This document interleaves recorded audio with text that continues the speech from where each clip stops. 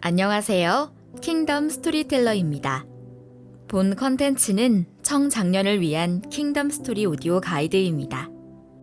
15화 돌아온 사람을 기뻐하는 나라를 안내할 스피커는 송영목 교수님입니다. 이스라엘 백성들은 바벨론 포로에서 돌아왔고 그 이전에 이스라엘 백성들은 이집트의 속박에서 고생하다가 가나안 땅으로 돌아온 바가 있습니다. 구약에서 이렇게 돌아오는 역사가 있었다면 신약에서도 돌아오는 회복의 역사를 강조하는 본문이 많이 있습니다. 그 중에 하나가 지금 우리가 살펴보고 있는 누가복음 15장입니다. 예수님께서 누가복음 15장에서 세 가지 비유를 통하여 회복의 은혜를 설명합니다. 첫 번째는 양 100마리 중에서 길을 잃은 한 마리가 돌아오는 것이죠. 스스로 돌아왔다는 것이 아니라 목자가 잃어버린 양 한 마리를 찾아서 돌아오도록 하신 것이죠. 그 다음에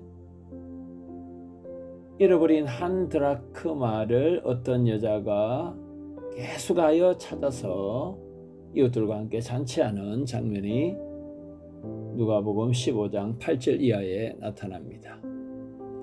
한 드라크마는 그렇게 큰 돈은 아니지만 의미 있는 선물과 같은 드라크마였기 때문에 반드시 이 여자는 찾기 위하여 노력을 했고 또 축하잔치도 벌였습니다. 되찾음의 기쁨을 이 여인은 알고 있었던 것이죠. 마지막으로 누가복음 15장의 돌아옴의 비유는 11장 이후에 있는 바로 탕자 비유입니다. 아버지가 살아계심에도 불구하고 둘째 아들이 유산을 챙겨서 먼 나라로 떠나버렸습니다. 허랑방탕하게 살다가 결국은 아버지께로 돌아올 수밖에 없는 둘째 아들, 이 탕자의 모습을 우리는 너무나 어려서부터 잘 듣고 알고 있습니다. 아버지를 떠나는 게 행복하다고 생각했지만 둘째 아들은 그 삶이 얼마나 괴롭고 어려운 삶인가, 불행한 삶인가라는 것을 알 수 있습니다. 연줄에서 연이 끊어져서 높은 창공으로 나르면 자유로울 것 같지만 사실은 위험한 것이죠. 아버지 하나님의 복음과 말씀과 교훈과 돌보심 안에 하나님의 자녀가 사는 것이 안전하지 하나님을 떠나서는 불행과 비극만 경험하게 될 것입니다. 둘째 아들이 돌아왔을 때 아버지는 달려가서 맞이해 줍니다. 돈을 어디에 낭비했는가 묻지 않습니다.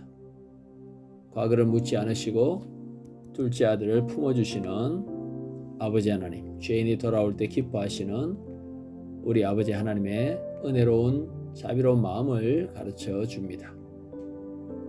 예수님 당시에 공동생활을 했기 때문에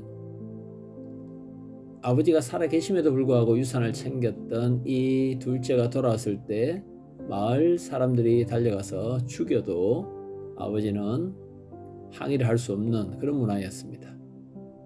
이런 공동체 문화를 알고 있었던 아버지가 달려가서 둘째 아들의 목숨을 보존해 준 것입니다.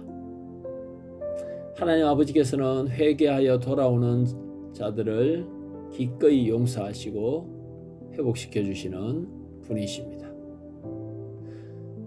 집안에 있었던 맏아들처럼 혹시 우리 마음속에 죄인이 돌아왔을 때 저 사람이 과연 회개했는가 라고 스스로 의심하면서 용납하려고 하지 않는 나쁜 습성이 있지 않는지 돌아봐야 할 것입니다. 하나님께서는 죄인이 회개하고 돌아오기를 진정으로 기뻐하시는데 우리는 그런 죄인이 돌아오면 공동체의 격이 떨어진다 이렇게 생각하고 있지 않습니까? 그렇게 생각한다면 우리야말로 집 안에 머물고 있는 탕자가 되겠습니다. 둘째 동생만 탕자가 아니라 둘째 동생의 회복을 기뻐하지 않는 맏아들 역시 탕자와 같은 존재였습니다. 하나님 아버지의 용서하시는 그 마음을 우리도 진정으로 담기 위해서 애써야 할 것입니다.